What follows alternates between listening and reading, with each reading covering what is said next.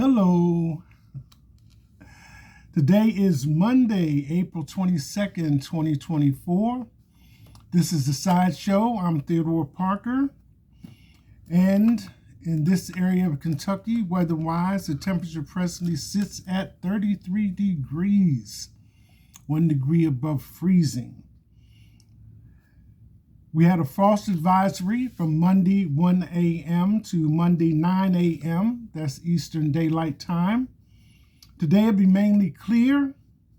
Lows overnight in the mid-30s. Rain likely Tuesday evening. Major League Baseball crews clear snow-capped Coors Field. UV today will be very high and increase from yesterday.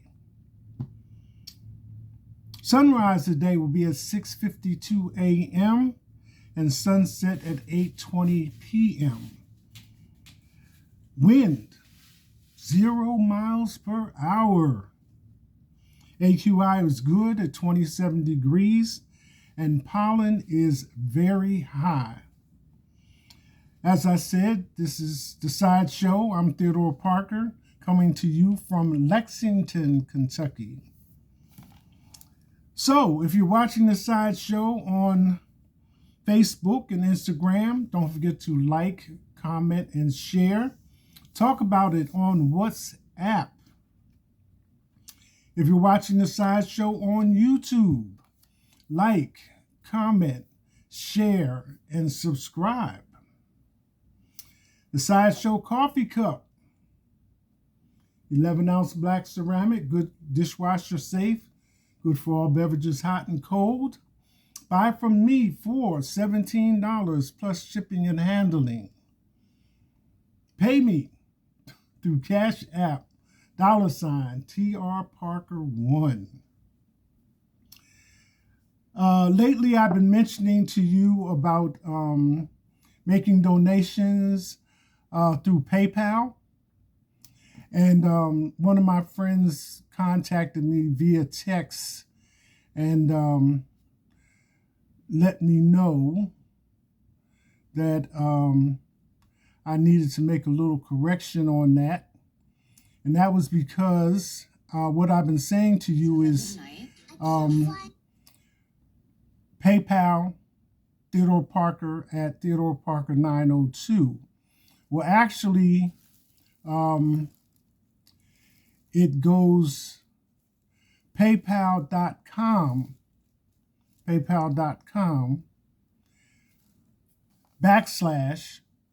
Theodore Parker, no space, small, lowercase 902. So again, if you want to jot it down right quick or commit it to memory, the proper link for donating to my PayPal account for The Sideshow is paypal.com / Theodore Parker, lowercase 902. So, thanks for that note of correction. And also sent some pictures of the grandbabies, so that was nice. Appreciate you. All right, one more time. PayPal.com / Theodore Parker 902. Your donations are welcome. So, just a little recap. Over the weekend, overnight, Israel drops half-ton rampage missile on Iran. So as you may recall, Ukraine dropped a half-ton payload of explosives on a Russian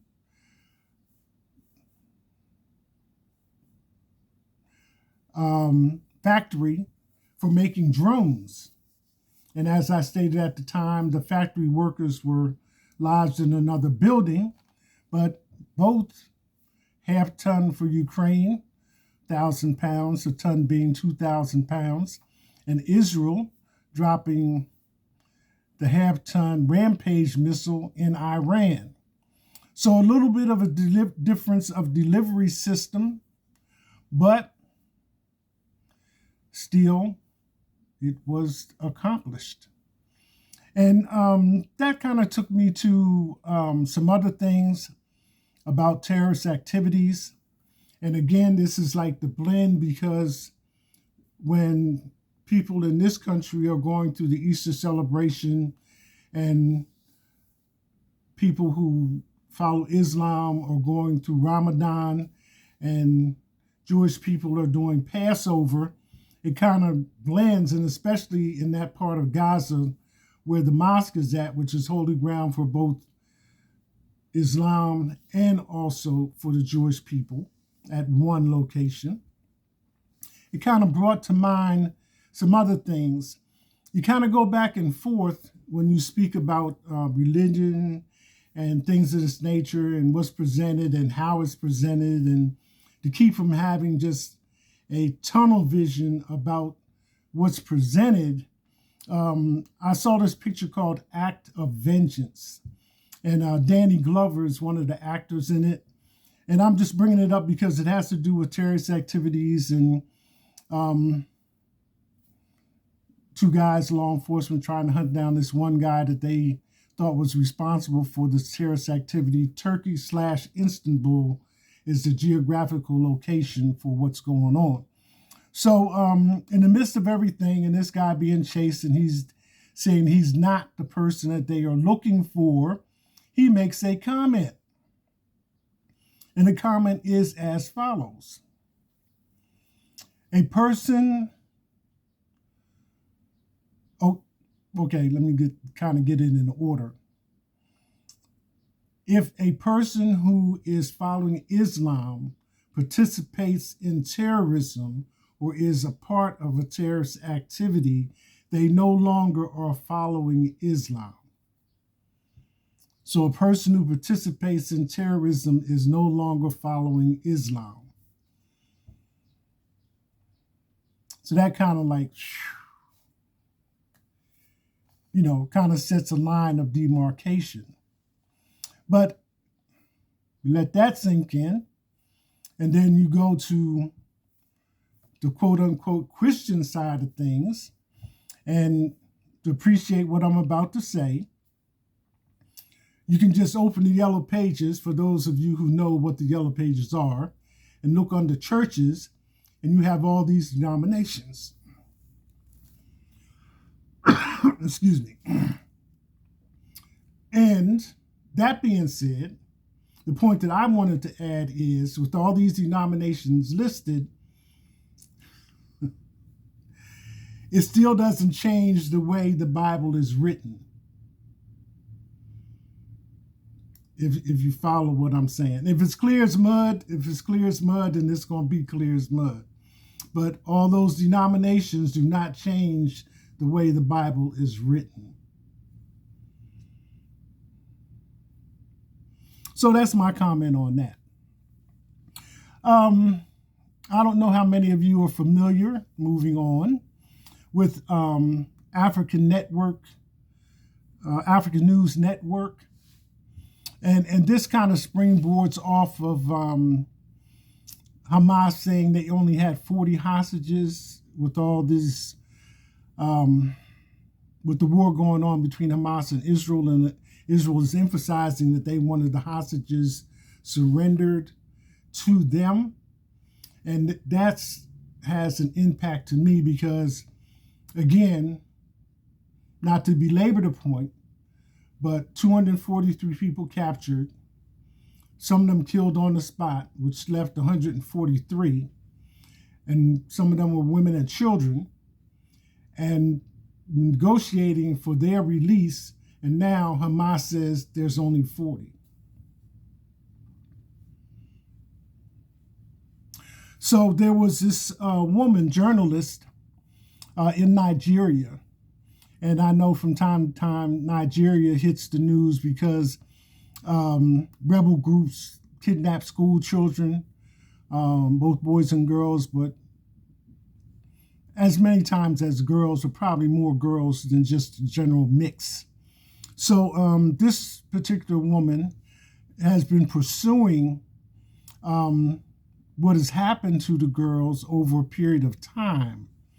And as each occurrence happens and the girls are brought back, then she has a list of names from previous years that she has been asking the girls that have brought back about. So over time, and trying to get all these girls back from the rebels and all this other kind of stuff like that, all this involved in getting the girls that have been captured returned from the rebels. As she goes down a list of names, time has gone by. And what were girls in their late teens are now women. And over the passing of time, they've gotten married, they've had children, and established whatever the circumstances, have started a life different from the one that they had previously. So now it's not so much a question as to rescuing them and bringing them back, to where they are from, as to whether or not they are willing, or whether or not they agree to come back to where they are from or where they were taken from. So that kind of struck me, as how time and circumstances change. And, being in captivity against, your will, survival probably becomes a primary thing. I'm quite sure at all times that's first and foremost, and assimilated and adopted into whatever community you are subjected to being in.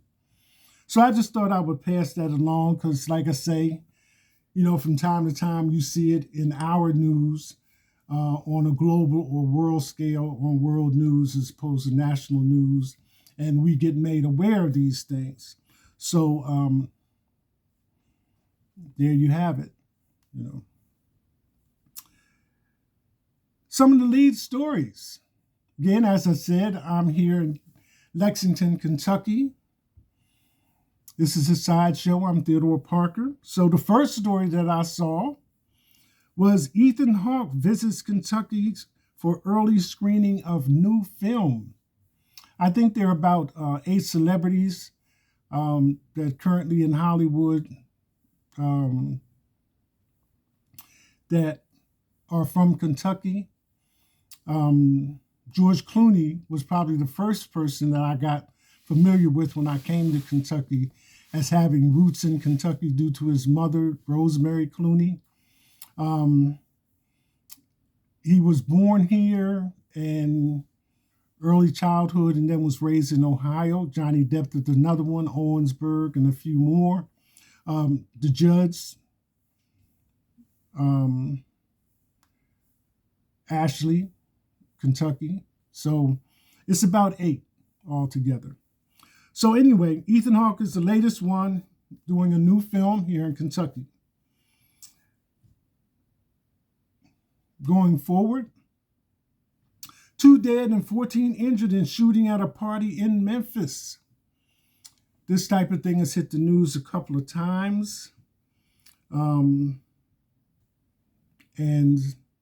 subsequently, this is another occurrence. Drugs. This was a video clip. This is a zombie drug known as Flakka.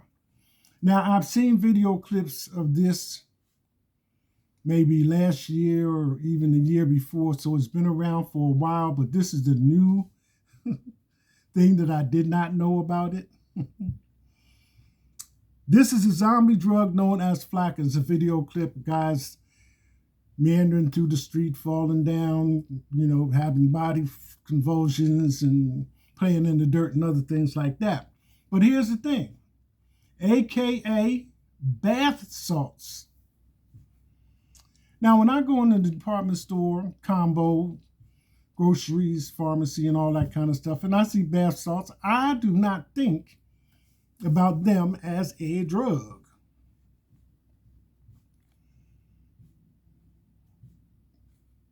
And I don't even want to imagine, you know, how you're going to use it, But Flakka, aka bath salts. And that took me to another one. Recently in the news, El Chapo was a short article on him complaining he wasn't able to get phone calls from his family. And I had to recall that his wife, it's not funny, but it is funny. His wife had been captured at one of the airports near Washington, D.C., with almost $1 billion worth of drugs. So if I remember correctly, she is also in jail. So that might have something to do with him not receiving phone calls from his family, although they do have children. So maybe he's referring to that. Excuse me. Dubai is flooding for playing with Mother Nature by cloud seeding. Cloud seeding is the dropping of crystals into clouds to cause rain. Now, I don't know if you've seen the clip, but I've seen the clip. Flooding is like floating cars. And if you know, Dubai is considered to be a desert area. And if anything, there's more dry than rain. So their scientific solution has been cloud seeding, and this has resulted in flooding. So they're dealing with that right now. Going over to music. Taylor Swift's The Tortured Poets Department shatters records, puts Beyonce's country album Milestones to the dust. Article in part.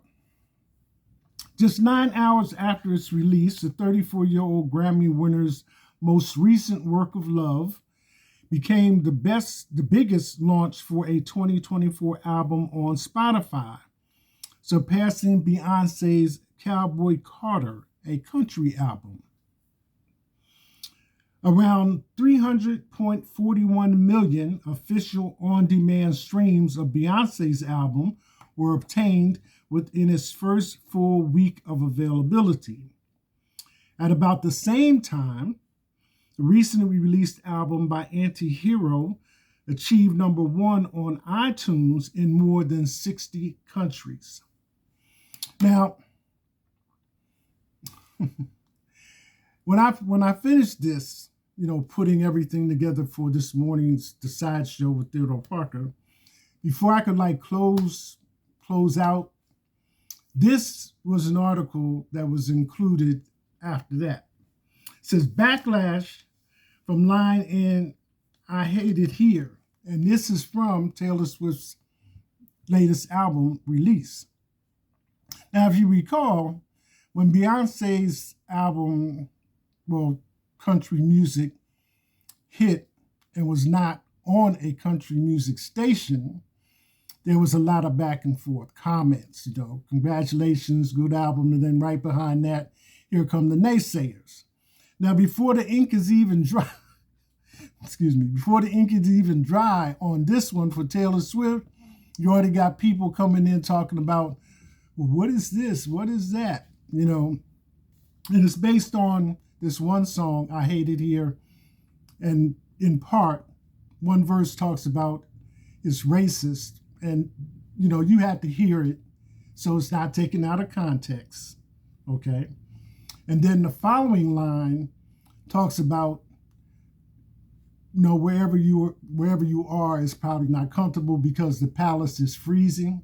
If that's not the exact lyrics, it's close to it. You get the impression of what I'm saying. So somebody is taking that and just decided to blow it up, So, for my part, both Beyonce and Taylor, I was thinking about it. I was going to say I love these two women, but I'm a dial it back because One is engaged to be married, and the other one is married, and I don't need anybody misquoting me, right?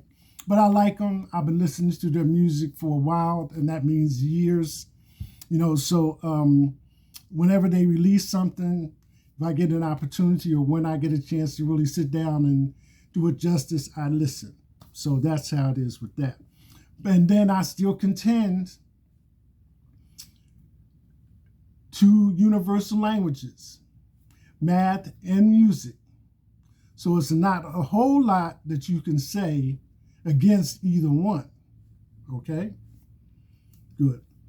So anyway, Taylor Swift's new album is dropped. Even if it's on a different streaming service, there are comparisons to the reception for Beyonce's country album, Beyonce's Cowboy Carter, Taylor Swift. Which, speaking of streaming services, do a quick recap down memory lane and see how many of you remember this. Especially you iPhone users that have Apple service. A quick recap of the Tidal story. In 2015, Jay-Z bought an obscure Norwegian streaming service for $56 million, rebranded it, and launched it as an artist-owned streaming service. In March 2021, it was announced that financial technology company Square Inc. had reached an agreement to acquire majority ownership of Tidal. Square would pay $297 million in cash and stock for Tidal, and Jay-Z would have a board position. Jay-Z and other artists would own stock in Tidal and would remain stakeholders. Remember Tidal? I remember Tidal. iPhone and Apple. Just letting you kind of let it sink in. And here's one while you doting about the parents and how much money everybody's got and who's got what and how much and who's sitting at the top and down the list. Here's one for you. The 3 richest kids in the USA. Number 3, Northwest, daughter of reality TV star Kim Kardashian and rapper Kanye West. Most of her wealth is held in a trust fund established by her parents. This trust fund includes over 14 real estate properties, $5 million in Bitcoin, 6 luxury yachts, and 754 Louis Vuitton handbags. Her fortune is $375 million. Number 2, Stormy Webster. Stormy is the eldest daughter of Kylie Jenner and Travis Scott. Her mother's filed several trademarks under the girl's name so that she can follow in her businesswoman's footsteps when she's older. For this reason, Kylie and Scott's daughter earns around $30 million annually through her trust fund, endorsements, and merchandise sales. Her fortune is $570 million.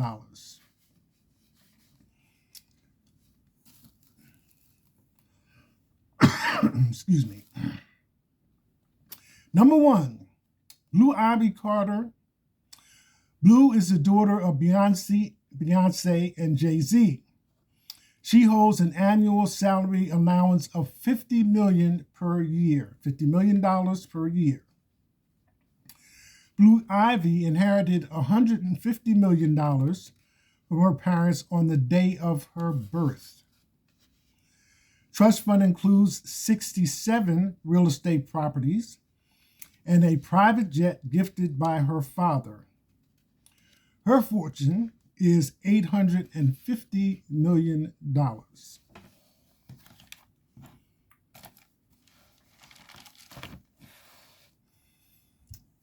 That's it. Hashtag